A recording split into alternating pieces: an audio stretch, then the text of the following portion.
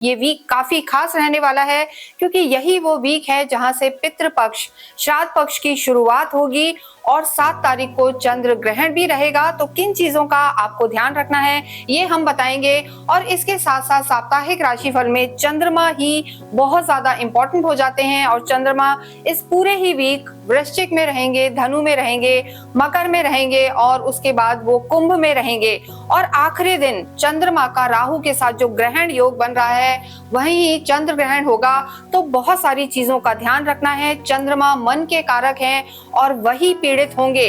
तो आप पर इन सब चीजों का क्या प्रभाव पड़ेगा? मंगल शनि की जो दृष्टि है वो क्या आपको बचाएगी या फंसाएगी, या बुध आदित्य योग का क्या परिणाम रहेगा? आइए हम देखते हैं और इसके साथ साथ क्या रेमेडी करनी है, क्या मंत्र जाप करना है, ये भी हम आपको बताते हैं। इस वीडियो में हम बात करने जा रहे हैं साप्ताहिक राशिफल की, वीकली राशिफल, जिसमें हम बात करेंगे 1 सितंबर से लेकर और 7 सितंबर तक। काफी खास है ये वीक क्योंकि सितंबर की शुरुआत है, पहला हफ्ता है और जब भी हम साप्ताहिक राशिफल की बात करते हैं तो ज्यादातर हम चंद्रमा के आधार पर आपको बताते हैं कि क्या चेंजेस होंगे, क्योंकि मून ही एक ऐसे प्लैनेट हैं जो बहुत जल्दी अपना स्थान परिवर्तन करते हैं। लगभग 2-2.25 दिन में वो अपनी राशि को चेंज कर लेते हैं, जगह बदल लेते हैं और इसके अतिरिक्त कई बार कोई और भी ग्रह चेंजेस लाते हैं। लेकिन ये जो वीक है इसमें और कोई ग्रह अपना स्थान परिवर्तन नहीं कर रहा है, एज इट इज रहने वाले हैं, क्योंकि बुध भी 30 को चेंज हुए हैं और भी ग्रह पहले चेंज हुए हैं। तो यहाँ पर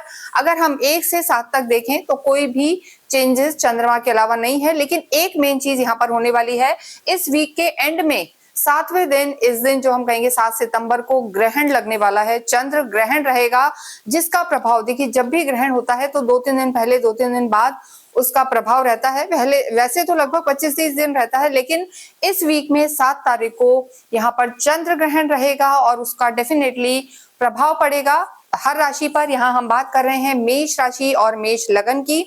देखिए, अगर आपको नहीं पता कि राशि कौन सी है तो कुंडली खोलें, जहां चंद्रमा हो वहां नंबर 1 लिखा है तो आपकी राशि मेष है। और ये जो वीडियो है साप्ताहिक राशिफल का, ये आप ही के लिए है।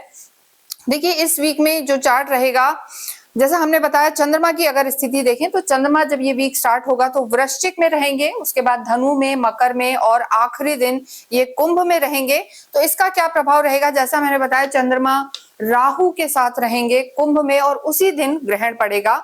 ये ग्रहण इंडिया में भी दिखाई देगा और इसका क्या प्रभाव पड़ेगा, हालांकि हम एक अलग वीडियो लाएंगे।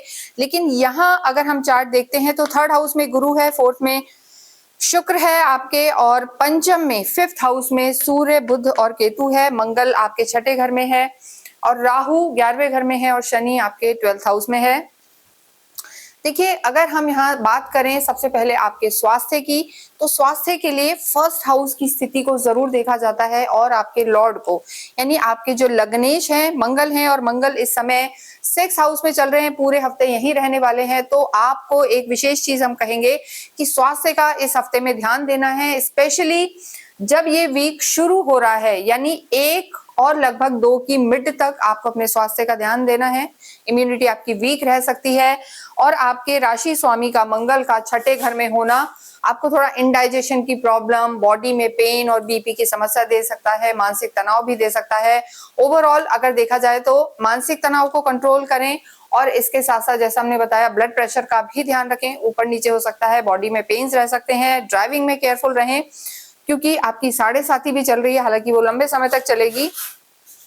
और पूरे वीक के लिए अगर हम स्वास्थ्य की बात करें तो सबसे ज्यादा जो वीक का स्टार्टिंग है उस दिन ध्यान रखना है। और 7 तारीख को ग्रहण पड़ेगा, चंद्र ग्रहण रहेगा, तो इससे भी आपके जीवन पर कहीं ना कहीं प्रभाव पड़ेगा। थोड़ा सा लो फील करेंगे और नेगेटिविटी रहेगी। क्या रेमेडी करनी है ये हम आपको आगे बताएंगे। देखिए, मेष राशि मेष लगन की जो कुंडली होती है वही काल पुरुष की कुंडली होती है। तो जब हम आपकी लव लाइफ की बात करते हैं तो 5th हाउस को देखा जाता है, पंचम को देखा जाता है। यहाँ आपके सूर्य, बुध और केतु विराजमान है। जैसा मैंने बताया कि सूर्य और केतु का ग्रहण योग बना हुआ है, पितृदोष बन जाता है और बुध भी यहाँ पर है। देखिए, लव लाइफ में केतु का होना थोड़ा सा आपको डिटैच रखेगा अपने पार्टनर से, थोड़ा डिटैचमेंट फील करेंगे। और सूर्य का होना यहाँ पर थोड़ा सा एग्रेशन ला सकता है। मेष राशि, मेष लगन के लिए हम कहेंगे कि इस पूरे ही हफ्ते आपको अपनी लव लाइफ को संभाल के रखना है, स्पेशली हफ्ते के शुरुआत में और हफ्ते के एंड में, क्योंकि दोनों में चंद्रमा की स्थिति अच्छी नहीं है। शुरू में चंद्रमा आपके अष्टम में है और बाद में चंद्रमा ग्रहण जो है राहु के उसमें आ जाएंगे, तो ग्रहण योग बना हुआ है, पितृदोष भी है। तो पूरा हफ्ता और यहीं से 7 तारीख से ही पितृपक्ष भी शुरू हो रहा है। तो यहाँ पर आपको आर्ग्यूमेंट्स को अवॉइड करना है, क्रोध बढ़ सकता है, गुस्सा बढ़ सकता है और चंद्रमा पीड़ित चलेंगे। तो यहाँ पर आपको ईगो क्लैशेस नहीं लाने और ओवर थिंकिंग में नहीं जाना। तो लव लाइफ के लिए हम कहेंगे बहुत ज्यादा अच्छी स्थिति नहीं है, क्योंकि देखिए आप जो है स्वयं मंगल हैं और आप इस समय 6 हाउस में आ गए हैं और सूर्य जो आपके पार्टनर हैं, आपके लवर हैं, वो खुद सूर्य हैं, तो दोनों ही अग्नि तत्व हैं।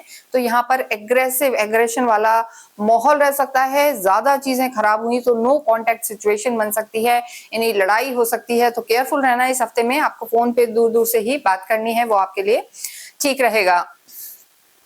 नेक्स्ट हम बात करेंगे वैवाहिक जीवन की। देखिए वैवाहिक जीवन की अगर हम बात करें तो यहाँ के 7th हाउस को देखा जाता है, सप्तम के लॉर्ड शुक्र हैं और आपके सुख भाव में है।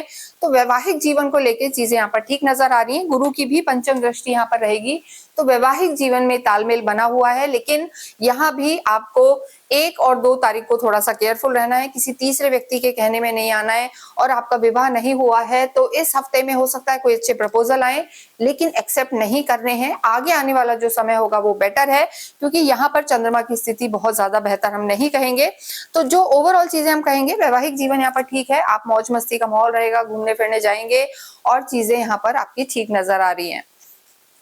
वर्किंग एरिया की अगर हम बात करें, वर्क प्लेस की, देखिए तो शनि आपके लॉर्ड हैं, शनि 12वें घर में, और इस हफ्ते में चंद्रमा की स्थिति सबसे पहले जब शुरू हो रहे हैं, वीक 1 और 2 तारीख को चंद्रमा लगभग 1.5 दिन के लिए चंद्रमा आपके वृश्चिक राशि में रहेंगे, अष्टम में रहेंगे। जब भी चंद्रमा अष्टम में होते हैं या त्रिक भाव में होते हैं, 12वें घर में होते हैं और इसके अलावा चौथे भाव में होते हैं, तो कोई भी मेजर डिसीजन आपको नहीं लेना है। कोई भी मीटिंग हो, पैसे का लेन देन हो, तो 1 और 2 तारीख को अवॉइड करना है।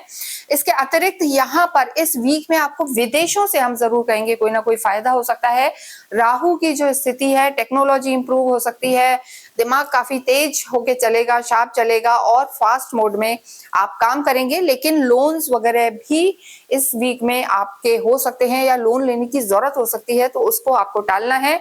आपके जो धन भाव के स्वामी हैं शुक्र हैं, वो सुख भाव में हैं, तो घर में भी लग्जरी बढ़ने के योग हैं, नई चीजें आने के योग हैं और आपके बिजनेस में भी नई चीजें आने के योग हैं और बढ़ने के योग हैं। तो ओवरऑल ये वीक आपके कार्य क्षेत्र की दृष्टि से अच्छा है, लेकिन हफ्ते की शुरुआत में और एंड में हमने जैसा कहा आपको कोई मेजर डिसीजन कार्य को लेके नहीं करना है, पैसे का लेन देन नहीं करना है। विद्यार्थियों की अगर हम बात करें, देखिए विद्यार्थियों की जब बात करते हैं तो यहाँ पर सूर्य और बुध विराजमान है, पंचम हाउस ही विद्या का भाव है और यहाँ पर सूर्य और बुध का होना, बुध आदित्य योग बना रहा है। सूर्य और बुध दोनों ही विद्या में सहयोगी प्लैनेट्स होते हैं, बुद्धि विवेक बढ़ाने वाले हैं, तो यहाँ पर स्थिति अच्छी बनी हुई है। लेकिन इस जब ये वीक शुरू होगा और जब ये वीक एंड होगा तो सडन आपके मन में ऐसे विचार आएंगे, कोई ना कोई चेंजेस आप करना चाहेंगे अपने सब्जेक्ट्स में या किसी सब्जेक्ट में आपका डिसइंटरेस्ट रहेगा बिकॉज ऑफ केतु और चंद्र ग्रहण। तो यहाँ पर आपको थोड़ा सा फोकस्ड रहना है और जितना हो आपको पूजा पाठ करनी है और जिस स्टडीज जो भी आप कर रहे हैं उसी में आपको ध्यान देना है। बात करें नेक्स्ट हम आपके भाग्य की और आपके अध्यात्म की। देखिए भाग्येश आपके गुरु हैं, गुरु अपने ही घर को देख रहे हैं, तो भाग्य तो यहाँ पर मेष राशि वालों का साथ दे रहा है। लेकिन देखिए 7.5 है और शनि वक्रीय चल रहे हैं, शनि वक्र होके चल रहे हैं, तो ऐसे में कहीं ना कहीं आपको ऐसा लगेगा कि भाग्य शायद साथ नहीं दे रहा है, क्योंकि भाग्येश का तीसरे भाव में होना, कहेंगे बहुत ज्यादा अच्छा भी नहीं कहेंगे ना बहुत खराब कहेंगे, न्यूट्रल फल रहेंगे। तो भाग्य आपका इस हफ्ते 60 से 70% आपको जो है फायदा देने वाला है, साथ देगा। और अध्यात्म की हम बात करें तो आध्यात्मिक आप होते हैं, गुरु की सीधी दृष्टि है आपके 9वें भाव पर, अध्यात्म के भाव पर और धर्म त्रिकोण पर, तो आध्यात्मिक आप रहेंगे। धार्मिक यात्राओं के भी चांसेस हैं। लेकिन देखिए इस हफ्ते हम कहेंगे कि 1 और 2 तारीख को और 6 और 7 तारीख को ट्रैवल्स को आपको अवॉइड करना है। पूरा ही ये वीक आपके लिए मिला जुला असर देने वाला है, लेकिन लव लाइफ को यहाँ पर सुधारना है और स्वास्थ्य का ध्यान रखना है। और स्पेशली हम यहाँ पर कहेंगे जो प्रेग्नेंट वुमेन है वो इस हफ्ते बहुत ज्यादा ध्यान रख के चलें, क्योंकि चंद्र ग्रहण रहेगा और इसके साथ साथ चंद्रमा की स्थिति भी बहुत अच्छी नहीं है और सूर्य आपके पंचम में है। तो यहाँ पर आपको संतान को लेके और प्रेग्नेंट वुमेन्स को यहाँ पर ध्यान रख के चलना है। इसके अतिरिक्त किसी भी तरीके की किसी समस्या से आप जूझ रहे हैं तो आपको अवश्य ही 3 मुखी रुद्राक्ष पहनना चाहिए, क्योंकि 3 मुखी रुद्राक्ष मंगल के जो है नेगेटिव इफेक्ट्स हैं उनको कम करने वाले होते हैं। तो आपकी राशि और लगन के लिए ये काफी लाभकारी रहेंगे। हनुमान चालीसा का आपको पाठ करना है, राम रक्षा स्तोत्र का पाठ करना है। शनिवार के दिन आपको पीपल के पेड़ में जरूर से मीठा जल चढ़ाना है, शनि मंदिर जाना है। इसके अतिरिक्त इस हफ्ते आपको अवश्य ही हम कहेंगे जो 1 और 7 तारीख है उस दिन अवश्य ही शिव जी की आराधना करनी है। 7 को ग्रहण है, तो इस पूरे हफ्ते हम यही कहेंगे कि आपको अवश्य ही सफेद चीजों का दान करना चाहिए। सोमवार के दिन या संडे के दिन आप अवश्य ही दूध, चीनी, चावल ये सब जाके मंदिर में दान दें। व्हाइट कलर्स ज्यादा यूज करें। इसके साथ ही इस वीडियो को हम ये विराम देते हैं। कमेंट बॉक्स में आप अवश्य ही ओम हम हनुमते नमः लिखें, ओम सोम सोमाय नमः लिखें। Thank you.